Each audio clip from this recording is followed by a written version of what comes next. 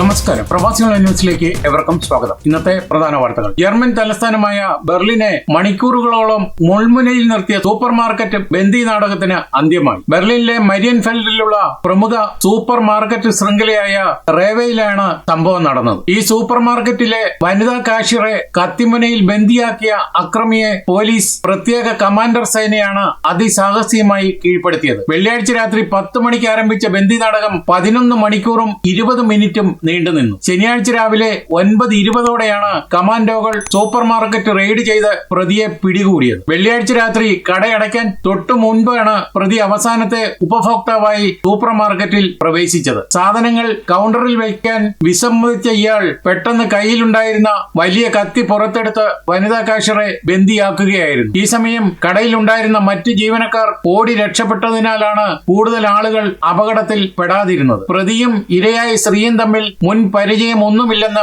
Police സ്ഥിരീകരിച്ചിട്ടുണ്ട്. വിവരമറിഞ്ഞ ഉടൻ dozen കണക്കിന് പോലീസ് വാഹനങ്ങളും പ്രത്യേക നായപ്പടകളും കമാൻഡോകളും സ്ഥലത്തെത്തി സൂപ്പർ മാർക്കറ്റ് പൂർണ്ണമായി വളഞ്ഞു. പോലീസിന്റെ പ്രത്യേക ചർച്ചാ വിഭാഗം രാത്രി മുഴുവൻ പ്രതിയുമായി ഫോണിൽ ബന്ധപ്പെടുകയും കീഴടങ്ങാൻ ആവശ്യപ്പെടുകയും ചെയ്തു. എന്നാൽ ഇയാൾ വഴങ്ങിയില്ല. ഒടുവിൽ ശനിയാഴ്ച രാവിലെ പ്രതി പൂർണ്ണമായും തളർന്നുവെന്ന് ഉറപ്പായതോടെ കമാൻഡോകൾ സൂപ്പർ മാർക്കറ്റിന്റെ മേൽക്കൂര വഴിയും മുൻവാതിൽ വഴിയും ഒരേ സമയം അകത്തേക്ക് ഇരച്ചു കയറി. ടേസർ ഗൺ ഉപയോഗിച്ചാണ് പ്രതിയെ വീഴ്ത്തിയത്. ജീവനക്കാരി സുരക്ഷിതയാണ്. ജർമ്മനിയിലെ സൂപ്പർ മാർക്കറ്റിലും മറ്റും നിരവധി പ്രവാസി മലയാളികൾ രാത്രി ഷിഫ്റ്റുകളിൽ ജോലി ചെയ്യുന്നുണ്ട്. അതിനാൽ തന്നെ ഇത്തരം അപ്രതീക്ഷിത അക്രമ സംഭവങ്ങൾ പ്രവാസി സമൂഹത്തിനിടയിലും വലിയ സുരക്ഷാ ആശങ്കകൾക്ക് ഇപ്പോൾ കാരണമാകുന്നുണ്ട്.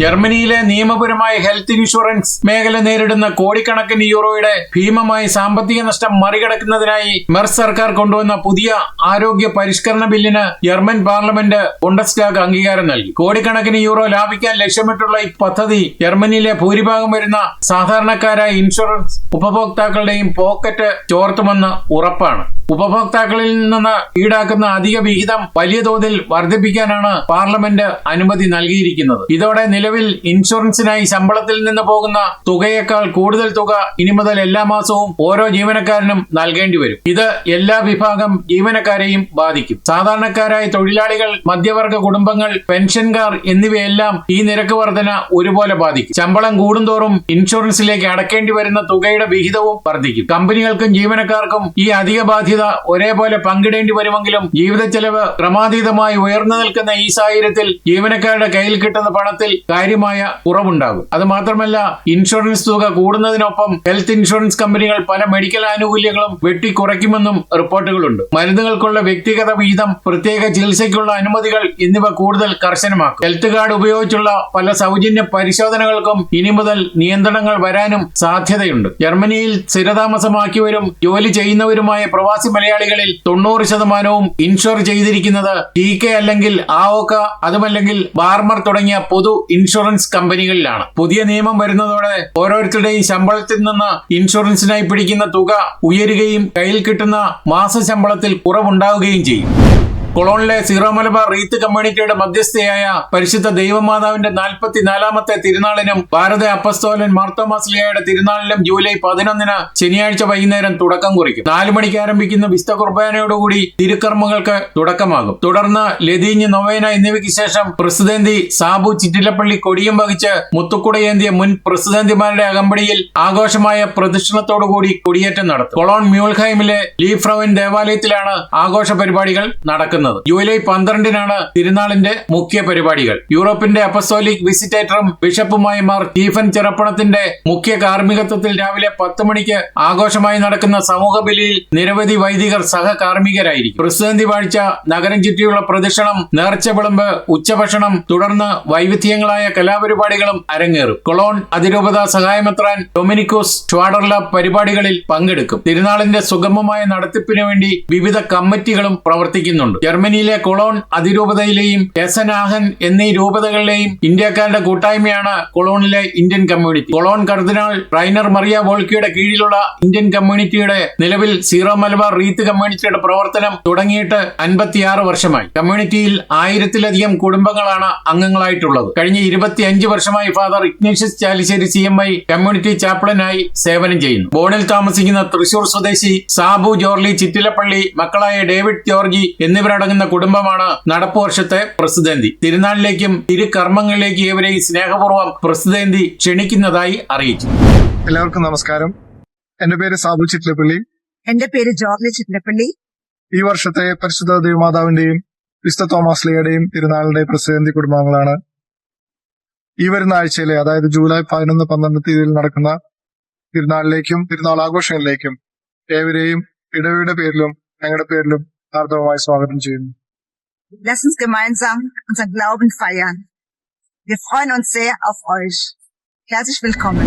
ആകാശത്ത് പറന്നുയർന്ന റയാനെയർ വിമാനത്തിന്റെ ജനൽപ്പാളി തകർന്ന് യാത്രക്കാരൻ പകുതിയോളം വിമാനത്തിന് പുറത്തേക്ക് തെറിച്ചതായി റിപ്പോർട്ട്. ഗ്രീസിലെ തെസലോനിക്കിയിൽ നിന്ന് ജർമ്മനിയിലെ ബവേറിയയിലുള്ള മെമ്മിൻഗനിലേക്ക് വരികയായിരുന്ന വിമാനത്തിലാണ് സിനിമകളെ വെല്ലുന്ന നാടകീയ സംഭവങ്ങൾ അരങ്ങേറിയത്. വിമാനത്തിലുണ്ടായിരുന്ന സഹയാത്രികരുടെയും ഭാര്യയുടെയും മനസാന്നിധ്യം കൊണ്ടാണ് 61 വയസ്സുകാരനായ സെർബിയൻ പൗരൻ അത്ഭുതകരമായി ജീവനോടെ രക്ഷപ്പെട്ടത്. 6000 മീറ്റർ ഉയരത്തിൽ വെച്ചാണ് സംഭവം. കൃത്യസമയത്ത് തന്നെ പറന്നുയർന്ന ബോയിംഗ് 737-800 വിമാനത്തിനാണ് ഒരു സ്ഫോടന ശബ്ദത്തോടുകൂടി സംഭവം ഉണ്ടായത്. ഉടൻ തന്നെ പൈലറ്റ് എമർജൻസി പ്രഖ്യാപിച്ച് ഓക്സിജൻ മാസ്കുകളും മറ്റും യാത്രക്കാർ ധരിക്കുകയും ചെയ്തു. തകർന്ന ജനലിന് തൊട്ടടുത്ത് ഇരുന്നിരുന്ന 61കാരനെ വായുമർദ്ദ വ്യത്യാസം കാരണം ജനലിലൂടെ പുറത്തേക്ക് വലിച്ചിട്ടു. അദ്ദേഹത്തിന്റെ തലയും തോളും വിമാനത്തിന് പുറത്തെത്തിയ അവസ്ഥയിലായിരുന്നു. ഈ സമയം കൂടെയുണ്ടായിരുന്ന ഭാര്യ മിനിറ്റുകളോളം അദ്ദേഹത്തിന്റെ കാലുകളിൽ ജീവൻ മരണ പോരാട്ടത്തോടെ മുറുകെ പിടിച്ചു കിടന്നു. തുടർന്ന് മറ്റ് യാത്രക്കാരും ഓടിയെത്തി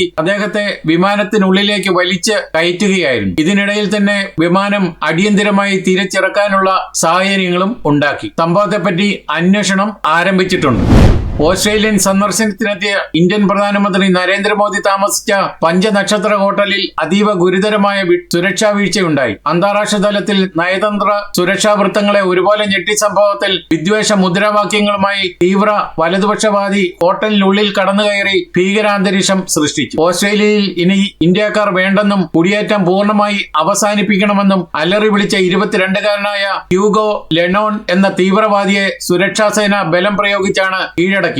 മെൽബണിലെ ആഡംബര ഹോട്ടൽ ലോബിയിൽ പ്രധാനമന്ത്രി നരേന്ദ്രമോദിയും ഉന്നത ഉദ്യോഗസ്ഥരും നിൽക്കുമ്പോഴാണ് നാടകീയ രംഗങ്ങൾ അരങ്ങേറിയത്. ഇത് ഓസ്ട്രേലിയയാണ്, ഇനി ഇവിടെ ഇന്ത്യക്കാർ വേണ്ട, കുടിയേറ്റം ഉടൻ അവസാനിപ്പിക്കണം, ഈ രാജ്യം ഓസ്ട്രേലിയക്കാർക്ക് മാത്രം അവകാശപ്പെട്ടതാണെന്ന് പറഞ്ഞാണ് 22കാരൻ അലറി വിളിച്ചത്. അതീവ രഹസ്യ വിവരങ്ങൾ ചോർന്നതിൽ ദുരൂഹതയെന്നും ആരോപണമുണ്ട്. ഇതിന്റെ പിന്നിൽ കോടീശ്വരനായ നിയോനാസി നേതാവാണെന്നും റിപ്പോർട്ടുണ്ട്. മാർച്ച് ഫോർ ഓസ്ട്രേലിയ എന്ന വർഗീയ കുടിയേറ്റ വിരുദ്ധ റാലിയുടെ പ്രധാന സംഘാടകരിൽ ഒരാളാണ് ഈ കോടീശ്വരൻ. ഇന്ത്യ കടുത്ത ആശങ്കയിലാണ്. ഒരു രാജ്യത്തിന്റെ ഭരണാധികാരിക്ക് വിദേശ മണ്ണിൽ നേരിടേണ്ടി വന്ന ഈ സുരക്ഷാ വീഴ്ചയിൽ ഇന്ത്യൻ വിദേശകാര്യ മന്ത്രാലയം കടുത്ത ആശങ്കയും രേഖപ്പെടുത്തിയിട്ടുണ്ട്. അത് മാത്രമല്ല, ഓസ്ട്രേലിയയിലുള്ള ലക്ഷക്കണക്കിന് ഇന്ത്യൻ പ്രവാസികളുടെ സുരക്ഷയെക്കുറിച്ചുള്ള ആശങ്കകളും ഈ സംഭവം ഉയർത്തുന്നുണ്ട്. ആവേശം അവസാന നിമിഷം വരെ നീണ്ടുനിന്ന കടുത്ത പോരാട്ടത്തിൽ ബെൽജിയത്തെ തകർത്ത് സ്പെയിൻ ലോകകപ്പിന്റെ സെമി ഫൈനലിലേക്ക് യോഗ്യത നേടി. ലോസ് ആഞ്ചൽസിൽ നടന്ന ക്വാർട്ടർ ഫൈനൽ മത്സരത്തിൽ 1-2 ഗോളുകൾക്കാണ് സ്പാനിഷ് പട ബെൽജിയത്തെ വീഴ്ത്തിയത്. 2010 ലോകകപ്പ് വിജയത്തിന് ശേഷം ആദ്യമായാണ് സ്പെയിൻ ലോകകപ്പിന്റെ അവസാന 4-ൽ ഇടം പിടിക്കുന്നത്. വരുന്ന ചൊവ്വാഴ്ച നടക്കുന്ന വൻ സെമി പോരാട്ടത്തിൽ സ്പെയിൻ ഇനി ഫ്രാൻസിനെ നേരിടും. മുൻപ് 2024 യൂറോ കപ്പിൽ ജർമ്മനിക്കെതിരെയും ഈ ലോകകപ്പ് പ്രീ ക്വാർട്ടറിൽ പോർച്ചുഗലിനെതിരെയും അവസാന നിമിഷങ്ങളിൽ ഗോൾ നേടി സ്പെയിനിന്റെ രക്ഷകനായ ചരിത്രമുള്ള മെറീനോ ആണ് ഇത്തവണയും സ്പാനിഷ് പടയുടെ വീരനായകനായി മാറിയത്. ചൊവ്വാഴ്ച രാത്രി 9 മണിക്ക് ഡാളസിൽ വെച്ച് നടക്കുന്ന ഫ്രാൻസ് സ്പെയിൻ സെമി ഫൈനൽ പോരാട്ടത്തിനായിട്ടാണ് ഇനി ഫുട്ബോൾ ലോകം കാത്തിരിക്കുന്നത്. ഇതോടെ ഈ വാർത്താ ബുള്ളറ്റിൻ ഇവിടെ പൂർണ്ണമാവുകയാണ്. നിങ്ങൾ നൽകി വരുന്ന എല്ലാവിധ പിന്തുണയ്ക്കും ഞങ്ങൾ ഹൃദയപൂർവ്വം നന്ദി അറിയിച്ചുകൊണ്ട് നമസ്കാരം.